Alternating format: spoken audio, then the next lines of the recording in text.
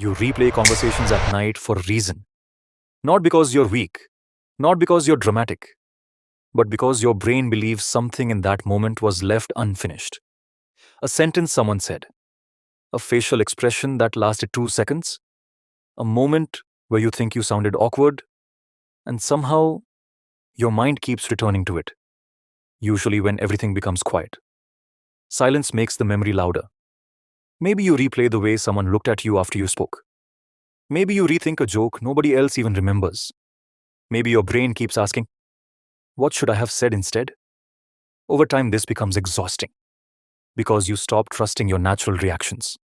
You begin editing yourself constantly, before speaking, while speaking, even after speaking. Psychology calls this post-event processing.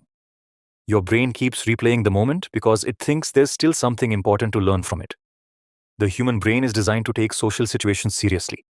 Thousands of years ago, rejection from the group could mean danger. So your nervous system evolved to scan social interactions carefully. That's why embarrassment can feel physically painful. The brain processes social rejection in similar regions used for physical pain, which means emotional danger feels real to the nervous system. This becomes stronger in people who are emotionally sensitive or highly self-aware. Your brain starts scanning conversations like security cameras searching for threats, tone changes, pauses, energy shifts, signs that something felt off. Most people think overthinking is just thinking too much, but psychology shows something deeper. Overthinking is often the brain trying to regain certainty. Your mind keeps replaying moments because it wants a clear answer. But human conversations are naturally incomplete. You will never fully know what another person truly thought about you. And the brain struggles with that uncertainty. That's why nighttime makes this worse. During the day, distractions keep the brain busy. But at night, unresolved thoughts rise to the surface. Neuroscience calls part of this the default mode network, a brain system active during rest and self-reflection. But when anxiety mixes with self-awareness, reflection slowly becomes looping. That's why one conversation can replay 20 different ways in your head.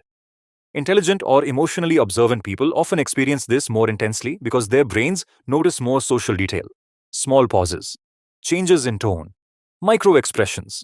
Their mind keeps processing long after the conversation ends, like leaving too many tabs open in the background. Eventually, the system becomes mentally exhausted. But this pattern usually began as protection. Maybe your environment taught you that saying the wrong thing could lead to embarrassment, criticism, conflict, or emotional distance. So your brain learned to monitor itself carefully. Not to hurt you, to protect you. The problem is that protection slowly becomes hypervigilance. You start rehearsing conversations before they happen and replaying them after they end. Eventually, you stop asking, what do I feel? And start asking, how am I being perceived? Sometimes you replay conversations not because they were bad, but because they mattered emotionally. The brain remembers emotionally uncertain moments more strongly. A cold reply from someone you care about, a confusing message, unexpected attention. Psychology calls this the Zeigarnik effect. The brain remembers unfinished emotional experiences more than completed ones. So how do you stop the loop? Not by forcing yourself to stop thinking. Suppressing thoughts usually makes them stronger. Instead, the goal is teaching your nervous system that uncertainty is survivable. Separate facts from interpretations.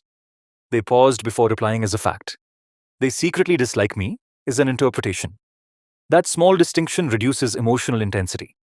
Another important shift is understanding that one awkward conversation does not define your worth. A conversation is an event, not your identity. In the end, replaying conversations is rarely about the conversation itself. It's about the brain searching for safety, certainty, and emotional closure. But sometimes there is no perfect answer. No perfect sentence. No perfect version of you that never says the wrong thing. Your mind is not trying to destroy you. It's trying to protect you. And the moment you stop needing perfect social certainty is usually the moment your mind finally becomes quieter.